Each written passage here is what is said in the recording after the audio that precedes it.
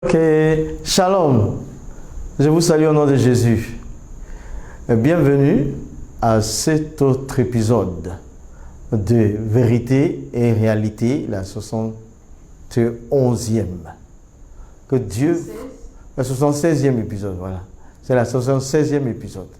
Vérité et Réalité 76. Ok, bienvenue. Bon, nous avons encore quelques petites minutes pour pouvoir nous lancer dans le thème d'aujourd'hui, mais c'est la suite des confusions dans l'islam. Aujourd'hui, nous allons faire la 11e partie. Il est possible qu'on arrive jusqu'à la 20e partie. Confusion dans l'islam. J'espère que vous portez bien. De mon côté, ça va. Avec la grâce de Dieu, nous venons d'arriver d'une campagne d'évangélisation dans le nord du pays, et puis ça s'est très bien passé. Dieu s'est manifesté parce que vous priez. Je voudrais vous remercier pour vos prières. On a une église là-bas au pays de Tagbana, avec un pasteur très bien, le pasteur Koulibaly, un jeune pasteur dynamique, comme celui de Gapier là-bas, vers Bunjali aussi également.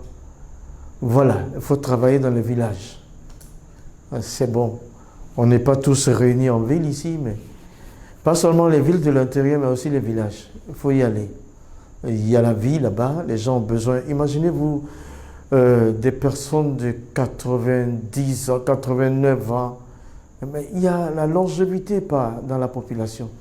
Ils vivent tout simplement. Apparemment, ça semble fragile, mais les gens de 89, 90 presque, qui vivent encore dans le village, alors que dans la capitale, ça meurt vite. Mais seulement de toute cette longévité, très peu connaissent Jésus. C'est l'islam, le poro, et puis voilà, la tradition, quoi.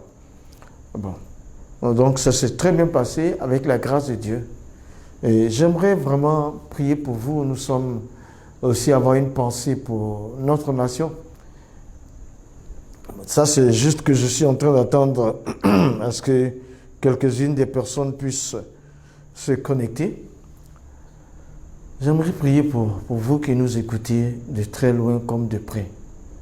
Vraiment, avec votre secours, nous arrivons à faire quelque chose appuyé de la puissance de Dieu. Et lui, il nous secourt toujours. Jusqu'ici, il l'a fait. Et nous continuerons. Surtout, nous avons une pensée aussi pour ceux qui s'abonnent. Abonnez-vous. Il faut beaucoup partager nos vidéos. Il faut les partager pour ne pas qu'il y ait interruption. Il faut partager. Il faut partager, partager. Oui. Ici, nous faisons de l'apologétique parce que c'est aussi le moment. C'est aussi le moment. Et certains, d'ailleurs, me traitent de fou. Mais il faut des fous pour Jésus. C'est aussi le temps. Le Seigneur est vivant. Notre Dieu, tu es merveilleux. Tu es bon et tu es grand. Tu es infini et incomparable. Je veux te remercier pour ton soutien. Je veux te remercier pour chacune des personnes qui nous soutiennent par les likes, par les partages, par les abonnements et qui prient pour nous. Seigneur, fais-leur du bien encore. Fais pour ces personnes ce que personne ne peut faire. Personne n'a la capacité que toi tu possèdes. Déploie-la en faveur de nos bien-aimés qui sont nos forces après celles de Dieu et qui nous viennent au secours par des likes, qui nous encouragent, qui nous fassent des cas, qui aussi s'abonnent. Notre Dieu, tu es vraiment vivant et puissant. Merci d'éloigner le pays de toutes sortes de violences afin que nous puissions nous réunir de cette manière pour vous passer des vidéos. Nous savons déjà qu'il va y avoir des élections du côté de la municipalité, mais Dieu Tout-Puissant gère tout jusqu'à la présidentielle de 2025. Il faut que Jésus soit roi de la Côte d'Ivoire, c'est ça. Le tout, c'est ça. Je veux Jésus roi de la nation. Tout se passera bien. Vous imaginez? Le Seigneur le fera pour sa gloire et par sa grâce. Merci Dieu Tout-Puissant. Au nom de Jésus. Amen. Amen. Il y a quelques personnes déjà. Désiré Delaï Begoto. Nous sommes au rendez-vous. Shalom. Merci. Merci d'être au rendez-vous. Patricia Messieblo. Onima Yobenia. Shalom, pasteur, et à tous. Depuis Bégerville. Merci. Merci à vous. Merci aussi pour nos frères et sœurs depuis le Tchad, et depuis le Bénin, du Mali à côté. Merci pour nos amis les missionnaires Bonne Voix qui sont au Libéria et qui sont en Guinée, non, qui sont au Libéria et qui sont un peu partout, là dans le nord de la Côte d'Ivoire, au Cameroun, et aussi à Paris, en Italie. Nous bénissons Éternel, notre Dieu. Soyez très forts, prenez courage. C'est le bon moment maintenant de se lever et de partager son propre témoignage. Oui, c'est le moment. Maintenant, c'est le temps des temps. Il n'y a pas de raison d'attendre. Il faut y aller. Il faut que le royaume des ténèbres soit vidé. Il faut aussi que les mosquées soient vidées et que le contenu des deux se trouve en Christ, chez Dieu là-bas dans les églises. Nous croyons que c'est vraiment plus que le temps. C'est la bonne saison. C'est la saison où il y a beaucoup de difficultés. Je passe mes encouragements à ceux qui ont été sinistrés par la pluie et tout. Mais nous sommes là, avec la grâce de Dieu, pour livrer le bon combat de la foi. Ce soir encore, on va parler du même thème, mais à un autre niveau. Vérité et réalité, 76e épisode. Notre sous-thème sera les confusions dans l'islam. C'est vraiment le temps. Nous aimons bien les musulmans. Nous prions pour eux. Seulement, et nous n'attaquons pas des individus. C'est une entité spirituelle que nous attaquons. L'esprit qui prend nos frères et sœurs sous sa coupole et qu'il les donne à la religion. Voilà, c'est ça. Nous estimons que le meilleur, c'est Jésus. Et nous n'avons pas d'autres armes que de citer l'Écriture. Nous savons que par le Saint-Esprit, la victoire est certaine. Voilà. Nous savons que par le Saint-Esprit, étant donné que nous sommes la lumière du monde, par le Saint-Esprit, le monde sera éclairé, y compris les religieux et tous ceux qui ne savent pas ce qui est Jésus dans sa profondeur exacte. Alors, maintenant, je pense qu'on peut commencer. Ici, dans le studio, tous ceux qui sont là, des personnes de foi très engagées, vraiment des jeunes gens qui servent le Seigneur jour et nuit. Et vraiment, merci beaucoup. L'avenir est certain parce que la relève est plus que bonne. Maintenant, Freddy You, Dominique, Riam, Gestima. Nous sommes ensemble, merci. Voilà ce qu'elle dit, Gestima. Je crois que c'est une fille. Quand j'entends Gesti, ça doit être une fille. Hein? La sœur, que Dieu te bénisse. Gestima, oui. Voilà, d'accord. Alors, arrive maintenant le bon moment de commencer les informations de ce soir et même la formation. C'est pour vous, chrétiens, que nous le faisons. C'est pour vous aussi, musulmans, qui sont disparates. D'autres sont très animés par les injures et autres choses, des malédictions qui sont lancées tous les jours. Mais c'est sans effet. Jésus l'a déjà pris sur la croix. Et nous, par contre, nous distribuons l'amour. Parce que le salut est certain pour nous. Vérité et réalité, 76e épisode. Notre sous-thème, ce soit encore les confusions dans l'islam, mais c'est la 11e partie, confusion dans l'islam. 11e partie, les confusions dans l'islam.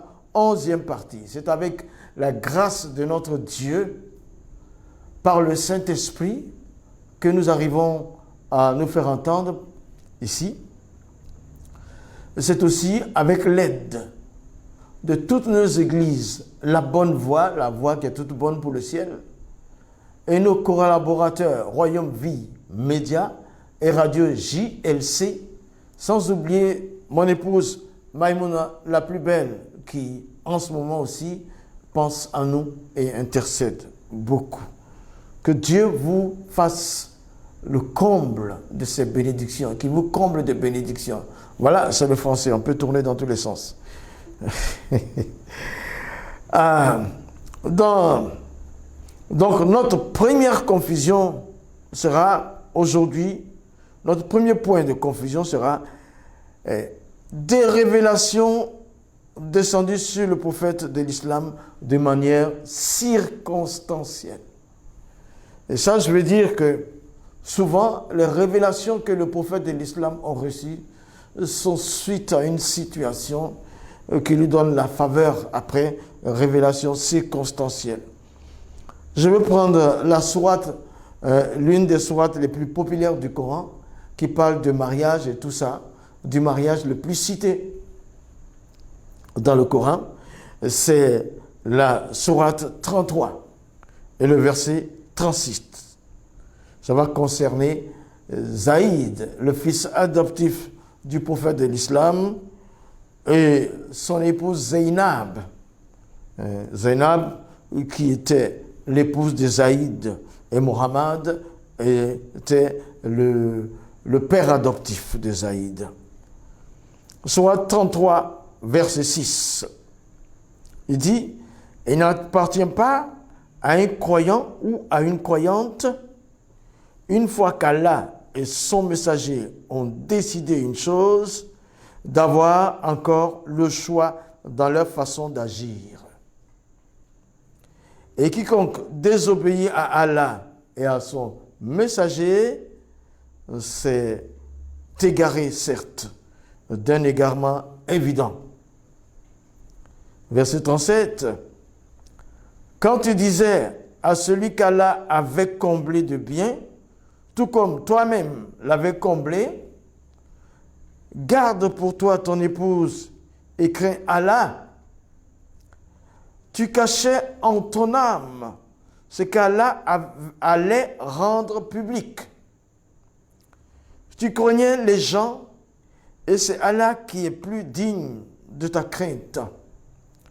Puis quand Zaïd eut cessé toute relation sexuelle avec sa femme, nous te la fîmes épouser afin qu'il n'y ait aucun empêchement pour les croyants d'épouser les femmes de leurs fils adoptifs quand ceux-ci cessent toute relation sexuelle avec.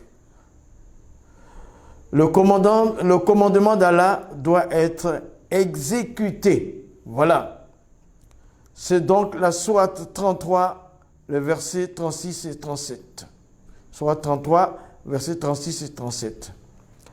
Alors ici, le Coran parle de l'attitude de Mohammed et de ce qui est arrivé à Zaïd. Zaïd était le fils adoptif de Mohammed, le prophète de l'islam. Et il s'est trouvé qu'il a donné Zainab à Zaïd comme épouse. À un moment donné, le prophète rend visite au couple, mais Zaïd, l'époux, n'était pas présent. Et il a vu que Zainab, je pense, il a vu peu habillée, selon certains hadiths. Et cela a créé quelque chose dans l'esprit du prophète. Et il a donné de bonnes paroles à sa belle-fille, comme quoi tu es belle, etc. Je crois même que Zaïd n'avait pas l'habitude de dire à son épouse. Alors, quand Zaïd est arrivé, la fille, son épouse, lui a fait le compte rendu. Ton père est venu ici et voilà comment il a complimenté, il m'a admiré et tout et tout. Voilà. Et quand c'est là, suite à ça, bon, il y a eu des disputes entre les deux. Maintenant, il y a eu des disputes entre les deux qui ne favorisaient pas leur relation. Mais au milieu, c'était l'affaire Mohammed, le prophète de l'islam. Mais il y a un hadith qui nous relate un fait. Hadith al-Qurtubi al-Jamili à Caen, volume 7, page 139. Je vais redire encore. Al-Qurtubi al-Jamili à Caen, volume 7, page 139. Dedans, Allah a décidé que chaque fois que Zaïd voulait avoir des rapports sexuels avec Zainab, sa femme, un mal terrible faisait enfler son sexe douloureusement. Ainsi, Zaïd renonçait à son projet sans savoir la cause du mal qui le rongeait. Voilà ce qui s'est passé. Alors, voilà ce qui s'est passé. Donc, malheureusement, Zaïd ne pouvait plus avoir de rapport sexuel avec sa femme depuis le passage de Muhammad. C'est comme s'il avait une maladie qui arrivait juste pour l'empêcher. Il n'a pas pu. Et il est même, je crois qu'il a informé son père adoptif, qu'il ne trouvait pas la solution. Et donc, suite à ça, le verset coranique est arrivé, 33e sourate, verset 36 à 37, et qui dit que tu peux prendre la femme de ton fils adoptif à partir du moment où il a cessé d'avoir des rapports sexuels. Mais le verset déclare que ce que Mohammed cachait dans son cœur allait bien sortir. Donc, ici, il y a eu donc séparation, il y a eu divorce entre Zaïd et sa femme, et le prophète de l'islam a épousé Zainab. Ça, c'était un mariage qui figure dans le Coran. Voilà. Donc, ça a été dit. Mais la confusion est grande à ce sujet. Comment est-ce que il apparaît que même Allah était contre cette relation? Parce qu'à un moment donné, Zaïd veut aller avec sa femme et ça ne va pas.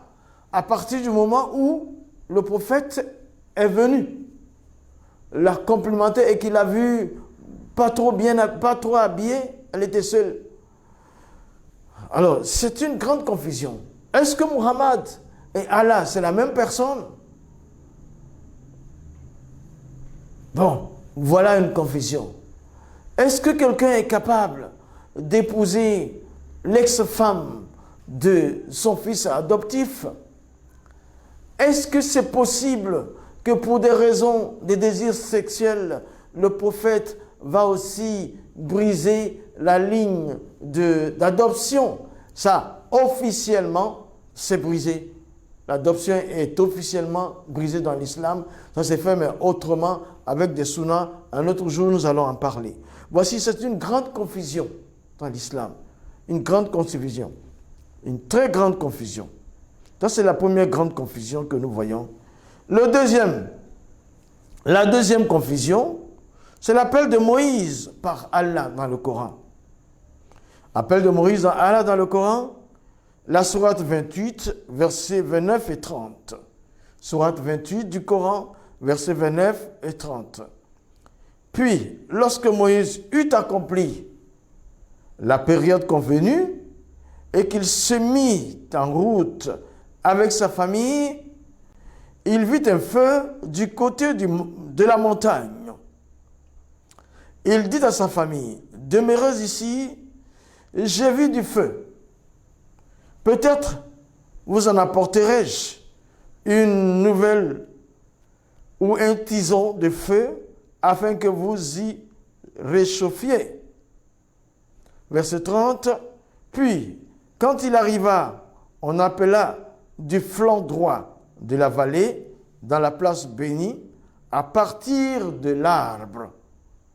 Moïse, ô Moïse, c'est moi Allah, le Seigneur de l'univers. Les amis, deuxième confusion, elle est vraiment une très grande confusion. Là, l'appel de Moïse qui figure dans Exode 3, nous allons un peu parler avant de voir la référence biblique. D'abord, dans ce contexte-là, dans le Coran, c'est la nuit. Dans le désert, c'est la nuit. C'est la nuit. Il y a un feu qui attire Moïse. Moïse s'en va, voit de quoi il s'agit. Puis il y a un arbre qui parle. Depuis l'arbre, Allah parle à Moïse. Il lui dit, je suis Allah. Puis quand il arriva, on l'appela du flanc droit de la vallée et dans la place bénie à partir de l'arbre. Moïse, c'est moi Allah, le Seigneur de l'univers. C'est moi Allah, le Seigneur de l'univers. Et donc, ainsi donc, l'histoire là est juste copiée. La confusion est grande. À partir de l'arbre, Allah a parlé. Tu vois? La confusion est grande. Parce que c'est juste que, d'abord, dans Exode 3, c'est la journée.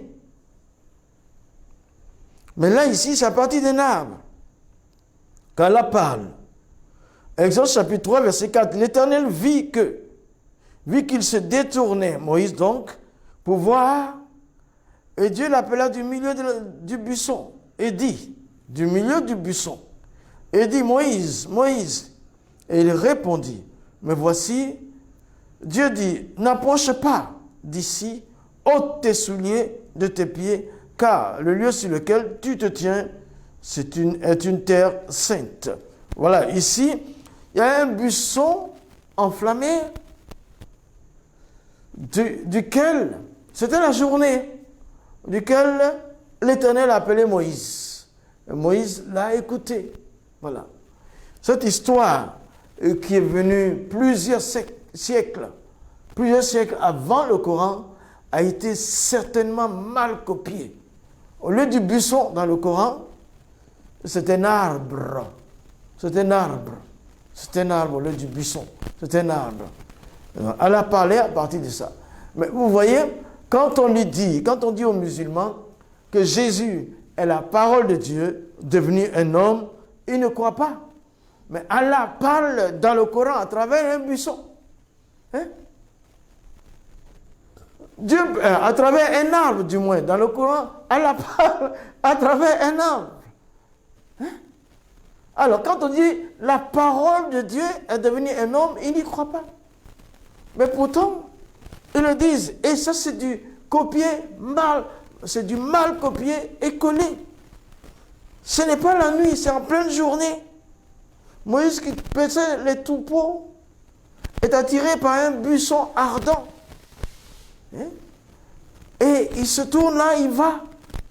Et Allah et le Seigneur, l'Éternel, lui parle à travers le buisson. Mais, donc c'est une grande confusion. Ce n'est pas à travers un arbre, mais c'est à travers un buisson que Dieu a parlé à Moïse. Mettons fin à cette confusion-là.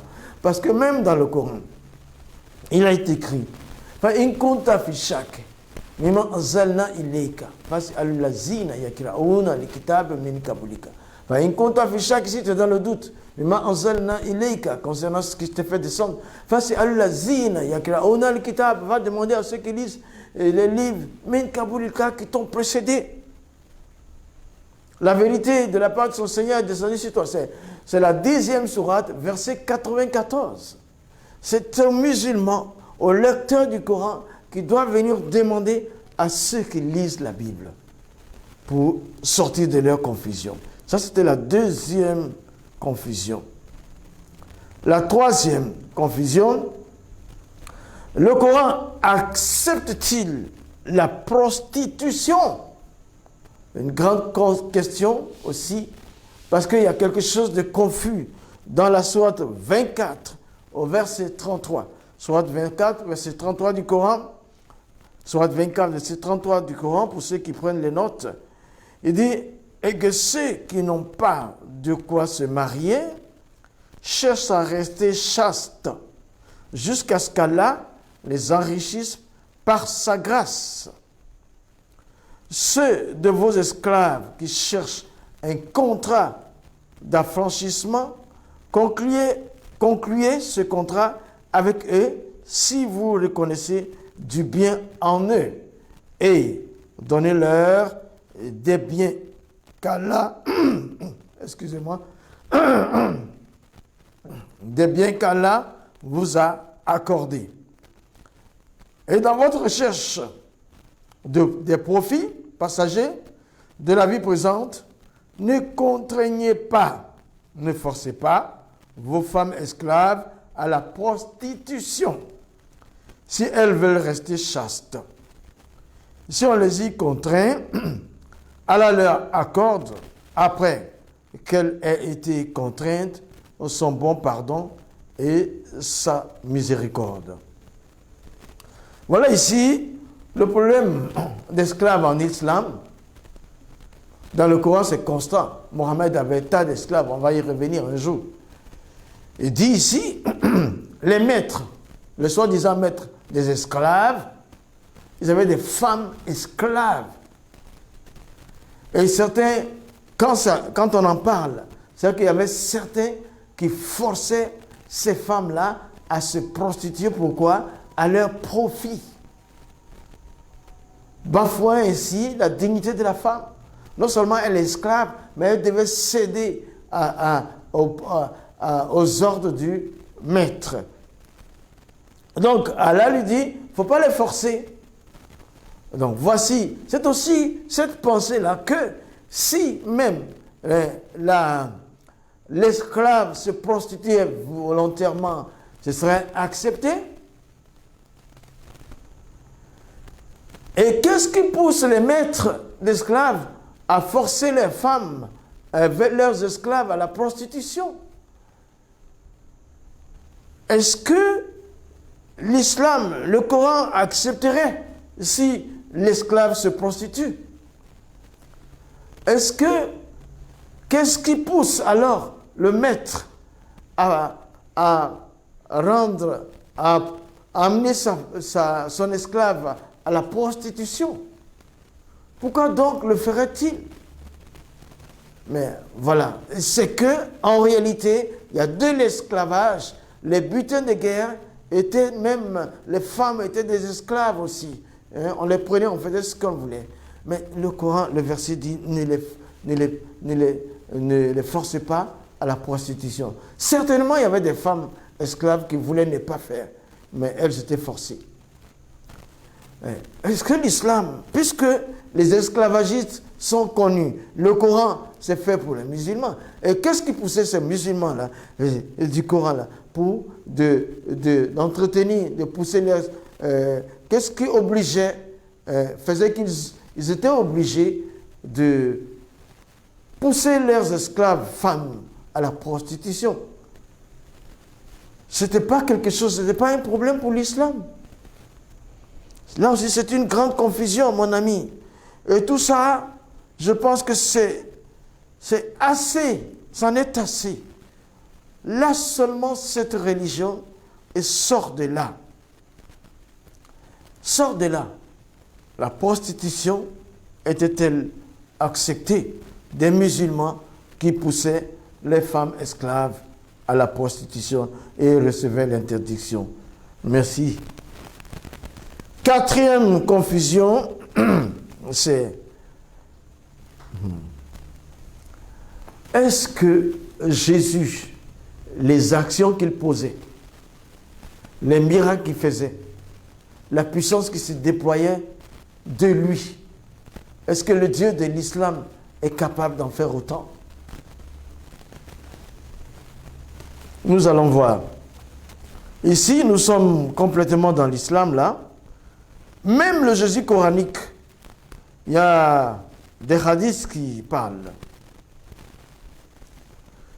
Il y a le site musulman www.alislam.org fr 40 hadiths, les exhortations du prophète Issa, Jésus. Bon, le Jésus coranique, même lui, est au-dessus. Regardez la phrase qu'il dit, selon le hadith là. Jésus a dit, l'amour de ce monde et celui de l'autre monde ne peut pas cohabiter dans le même cœur d'un croyant. De la même façon que le feu ne peut pas cohabiter avec l'eau dans un même récipient. C'est Biharul Anwar, volume 14, page 327. C'est Imam As-Sadiq qui a raconté. Biharul Anwar, volume 14, page 327. Déjà, on voit même le Jésus coranique être très très profond dans la sagesse. Un autre hadith pour encore une phrase que Jésus a dite, Jésus a recommandé. Vous n'atteindrez jamais ce que vous aimez sans que vous ne remontiez avec patience ce que vous détestez. Mustadrak al-Wasal, volume 2, page 425. Mustadrak al-Wasali, volume 2, page 425. Ça montre déjà que même le Jésus coranique avait une certaine dimension. Mais cependant, Mohammed, lui, il choisit le moment pour se soustraire un peu de ces choses, de ces actions puissantes là. Il se soustrait.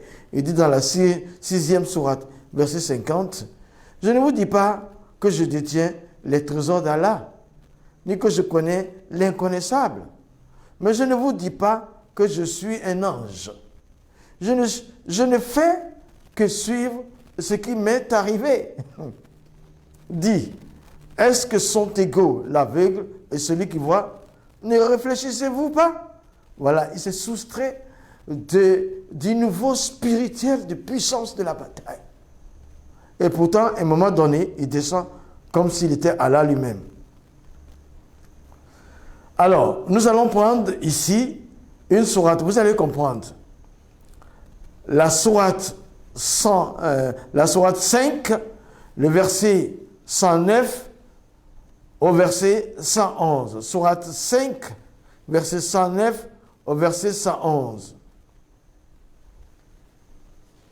Rappelle-toi le jour où Allah rassemble tous les messagers et qu'il dira, que vous a-t-on donné comme réponse? Ils diront, nous n'avons aucun savoir. C'est toi vraiment le grand connaisseur de tout ce qui est inconnu. Voilà, tous ces messagers vont dire ça. Pour montrer un peu sa grandeur. Les messagers vont témoigner. Non, nous on ne sait pas, c'est toi qui sais tout. Ça, c'est le verset 109. Le verset 110, il dira, quand Allah dira, ô Jésus, fils de Marie, rappelle-toi, mon bienfait pour toi et sur ta mère, quand je te fortifiais du Saint-Esprit. Voilà, ici, Allah a besoin de démontrer que le Jésus coranique, c'est lui qui le fortifiait par le Saint-Esprit. Vous allez entendre une fois, une phrase qui va revenir beaucoup de fois. Il dit, au berceau, tu parlais aux gens, tout comme en ton âge mûr. Je t'enseignais le livre, la sagesse, la Torah et l'évangile. Tu fabriquais de l'argile comme une forme d'oiseau. Par ma permission, la phrase par ma permission va revenir souvent. Par ma permission, tu soufflais dedans, alors par ma permission, elle devenait oiseau. Par ma permission, vous allez entendre beaucoup. Et tu guérissais par ma permission l'aveugle-né et le lépreux. Et par ma permission, tu faisais revivre les morts. Les morts retrouvaient la vie. Je te protégeais contre les enfants d'Israël pendant que tu leur apportais l'épreuve. Mais ceux d'entre eux qui ne croyaient pas dirent, ceci n'est que de la magie. Verset 111. Et quand j'ai révélé aux apôtres ceci, croyez en moi et à mon messager, Jésus. Ils dirent, nous croyons et attestons que nous sommes entièrement soumis, musulmans. Voilà. Ici, par ma permission, par ma permission, par ma permission. Remarquez ça. Il dit, je t'ai fortifié de l'Esprit Saint, par ma permission. Voilà. Il a besoin tellement de s'illustrer. Et puis, il dit, en plus, par ma permission, les morts ont retrouvé la vie. Par ma permission, les aveugles ont retrouvé la vue. Hein? Par ma permission, les lépreux ont été purifiés. Par ma permission, tu as parlé tout petit, tu as fait des oiseaux d'argile et par ma permission, elles ont pris vie. un oiseau. Ils ont pris vie. Par ma permission, c'est-à-dire que chaque miracle du Jésus coranique, il fallait que Allah remonte au niveau pour dire que c'est lui qui l'a accompagné dedans. D'accord, restons là pour dire que de façon musulmane, par la permission d'Allah, Jésus a guéri les malades. De façon musulmane, par la permission d'Allah, Jésus a ressuscité les morts. C'est le Jésus coranique, hein? C'est Issa ça. Par la permission d'Allah, Jésus a purifié les lépreux. Il a donné vue aux aveugles et les boiteux ont marché. Même par la permission d'Allah, il a fait descendre. Les disciples ont dit, on a faim, on veut manger. Il a fait descendre la nourriture du ciel. Par ma permission. Alors, chers amis musulmans, vous basez sur ça. Premièrement, les miracles de Jésus, là, hein, il a fait, mais pourquoi il n'y a pas d'autres prophètes dans le Coran qui a fait ces miracles? Tu vas me dire, c'est par la permission d'Allah. Allah existait aussi pour les autres prophètes. Pourquoi ils n'ont pas fait de miracles? Ça, c'est la première chose. Deuxièmement, chers amis musulmans, écoute-moi bien, sors de la confusion. Deuxièmement, celui qui crée la vie, déjà c'est Dieu qui crée la vie. Quand il dit, tu donnes la vie aux morts, par ma permission. Donc Allah a permis que Jésus soit Dieu. Il n'y a que Dieu qui donne la vie. Vous racontez quoi? Quand vous dites Jésus n'est pas Dieu, votre livre dit que Jésus est Dieu. Allah a fait de lui Dieu. Il est Dieu. Ça, c'est le Jésus coranique. Hein. Je ne parle même pas du Jésus biblique, parce que le coranique, là, je ne sais pas où c'est sorti. Issa, là, ça vient d'où? Issa, c'est n'importe où. Ça vient d'où? Votre Allah dit, par ma permission, tu as ressuscité les morts. Par ma permission, qui peut donner vie à un mort si ce n'est pas Dieu? Donc, Allah fait de Jésus Dieu. Hey! C'est une grande confusion. Et pourquoi vos autres prophètes, même le prophète de l'islam, pourquoi il n'a pas ressuscité un mort? Mais Allah était là pour pouvoir, par sa permission, lui faire aussi ressusciter un mort. Non, c'est pas possible. Restez tranquille. C'est une grande confusion. Jésus est Dieu, le Jésus coranique, il est Dieu. C'est votre Dieu qui dit qu'il ressuscite les morts par sa permission.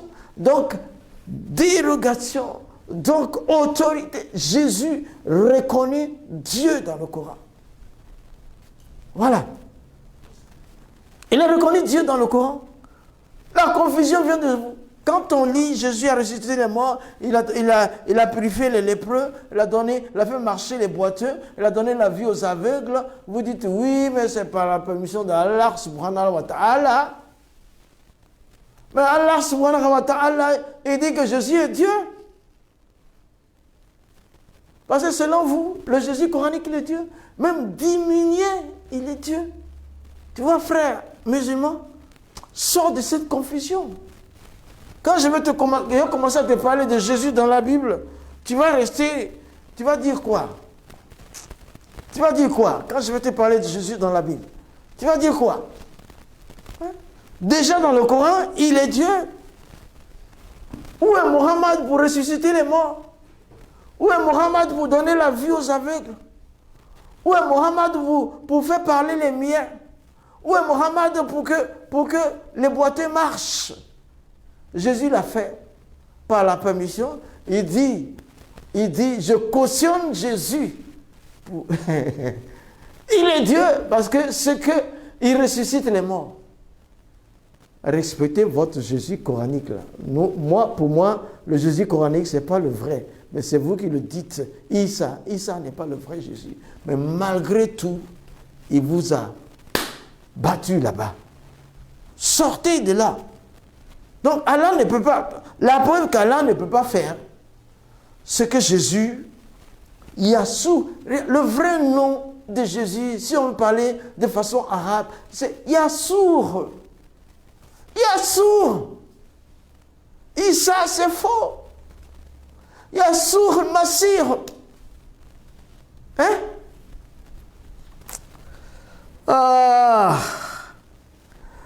Allah tenait à dire, c'est pourquoi il a vu la puissance de Jésus. Il tenait à mettre cette phrase-là dans le Coran. Ma permission, mon ami, sans ta permission, Jésus sortait. Et puis même ce qui est bon, c'est que même quand il est ressuscité d'entre les morts, là, les saints sont ressuscités. Mais regarde Jésus, il s'est laissé mourir pour payer le péché, la condamnation, pour radicalement payer le péché pour nous racheter. Et après avoir ressuscité plusieurs personnes qui étaient mortes. Mais quand lui, il est mort, il ne sait pas un être humain, un autre prophète qui est venu lui donner la vie. Lui-même, il s'est ressuscité. Lui-même, il s'est ressuscité. Il s'est ressuscité lui-même. Il s'est ressuscité lui-même. Alors, il dit, par ma permission, tu enseignais le livre, la Torah et l'évangile. Ah, tu vois? Par ma permission, tu donnes vie aux oiseaux d'argile. Par ma permission, tu guéris les malades. Par ma permission, tu donnes la vie aux morts. Avec ma permission, avec ma permission, avec ma permission, avec ma permission. Mais tu fais de lui Dieu. C'est aux musulmans que tu parles. Parce que personne d'autre n'a fait ça. Pour se trouver de la crédibilité, il faut qu'il aille se coller à Jésus. Il insistait, par ma permission, par ma permission. What, ta permission? Tu as fait de lui Dieu. Sinon, Allah ne peut pas faire ce que Jésus fait. Bon, regardez. Quand Jésus dit dans Apocalypse 1, verset 18, « Je suis le premier et le dernier, le vivant. J'étais mort et voici, je suis vivant au siècle des siècles. Je tiens les clés de la mort et du séjour des morts. » Cette phrase, personne n'a dit « j'étais mort et je suis vivant ». C'est après avoir défait la mort que tu peux dire « je suis vivant ». J'étais mort. Jésus l'a fait. Jésus l'a dit. Maintenant, ça c'était avant. 6 siècles, 600 années avant. Et Allah vient copier la même chose. Il dit Surat Al-Hadid, verset 1. Allah dit, Surat Al-Hadid, Allah dit qu'il est le premier et le dernier. Copier, copier, copier. Il ne peut pas faire. Il vient copier. Quand Jésus dit, Jean 14, verset 1 à 4, au commencement était la parole, et la parole était avec Dieu, et la parole était Dieu. Elle était au commencement avec Dieu. Toutes choses ont été faites par elle, et rien de ce qui a été fait n'a été fait sans elle. La parole, verset 14, il a dit que la parole a pris une forme humaine. C'est appelé Jésus. Il a tout créé. Jésus a tout créé. 600 années plus tard, Allah va copier. Surat Al-Baqarah, deuxième. Surat Al-Baqarah, deuxième. Verset 117. Il dit, il est le créateur des cieux et de la terre. Allah est le créateur des cieux et de la terre. À partir du néant, lorsqu'il décide une chose, il dit, soit. Et elle est kun fayakun. Tu vois, il ne peut pas. Quand Jésus fait, après il s'attribue. Après il dit, ah, je vais ajouter par ma permission, par ma permission. Tu ne peux pas faire ce que Jésus fait. Tu ne peux pas. Ah, Allah ne peut pas faire ce que Jésus fait. Alors copie ce que Jésus fait. Hey, une copie n'est jamais l'original. Jésus est la vérité et la vie. Allah est juste un montage. Allah est juste un montage, les amis. Comme celui que vous avez appelé votre prophète. Il a aussi un montage. Il a été monté. Ce sont des personnages.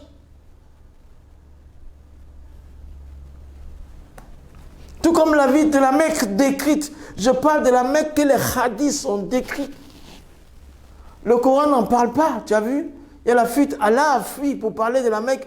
Il dit seulement Maka, il dit Baka, et il n'en parle plus. Mais regarde la Bible, combien de fois vous entendez parler de Jérusalem, Jérusalem, Jérusalem, Jérusalem? Pas beaucoup, mais une ville importante comme ça, le Coran dit Maka et dit Baka. C'est terminé. Après, les hadiths disent c'est une ville où il y a des vergers, des oliviers, des pièges. Ça n'existait pas. Ça n'a jamais existé.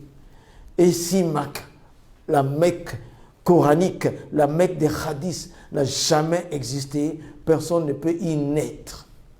Donc en fait, la dernière confusion là, c'est la quatrième. Allah ne pourra jamais faire ce que Jésus a fait. Les miracles profonds, forts, viennent de lui. Merci Seigneur, parce qu'il est le Créateur. À la suite de cela, j'invite mon ami musulman, ne reste pas là.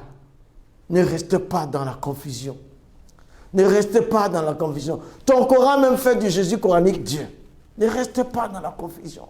Sors de là. Viens dans la Bible où Jésus dit, je suis le chemin, la vérité et la vie. Nul n'arrive au ciel, nul n'arrive au Père s'il ne passe par moi. Viens à Jésus, tes péchés seront expier, tu comprends? L'expiation, ça n'existe pas dans le Coran. C'est la balance qui est dans le Coran. L'expiation n'existe pas dans l'islam. Ou le rachat, la rédemption n'existe pas. N'existe pas pour le salut, en tout cas. Mais nous sommes sûrs de là où nous allons après le départ de cette terre. Mais jusqu'ici, il nous a gardés pour que nous puissions vous donner ce témoignage que Jésus est le seul chemin pour le ciel. Oui, il y a 36 ans, j'étais comme toi aussi.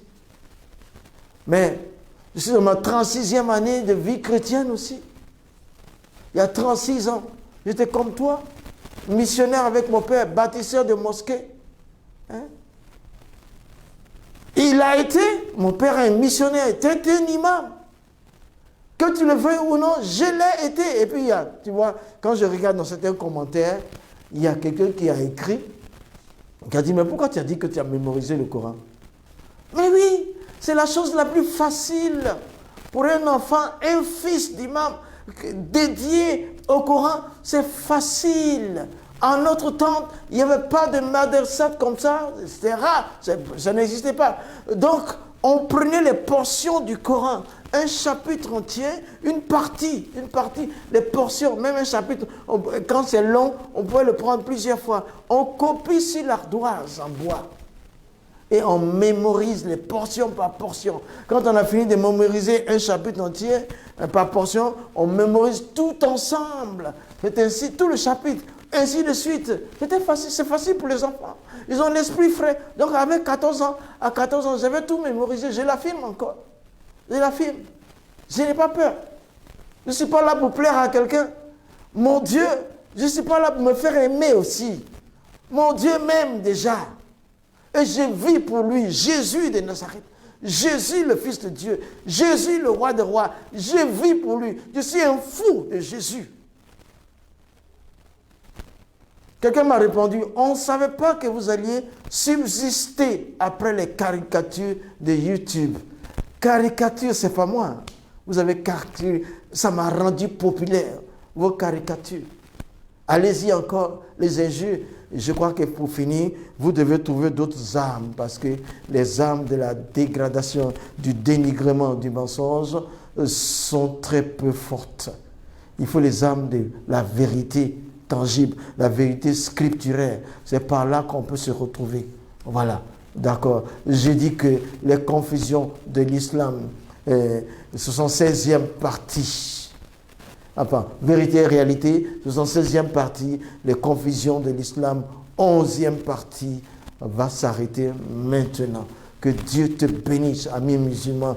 Viens à Jésus, ton âme sera sauvée. Et vous, les frères et sœurs en Christ, nous faisons cette vidéo-là aussi à cause de vous. Sortez de vos rangs. Sortez de votre zone de confort. Parlez de votre témoignage aux musulmans. Ils attendent ça pour aller au ciel. Que Dieu vous bénisse. Au nom de Jésus. Amen.